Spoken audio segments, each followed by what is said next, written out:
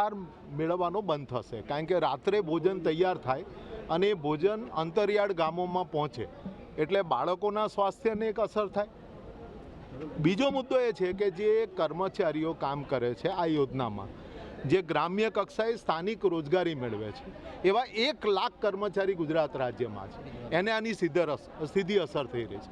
એટલે આ બંને મુદ્દાને લઈને કર્મચારી જે મંડળો છે એ ગુજરાતની અંદર લડી રહ્યા છે અને એના ભાગરૂપ આજે એક આવેદનપત્ર કલેક્ટરને આપ્યું છે.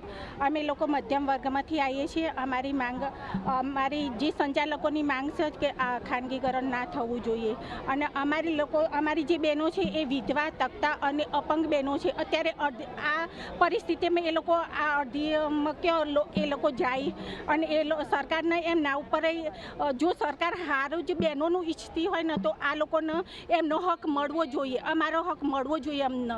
અને અમે આ જે ખાનગીકરણ થાય છે ખાનગીકરણ ના થવું જોઈએ અને ખાનગીકરણ રોકવું જોઈએ એવો માર્ગ કહેવાનો થાય છે.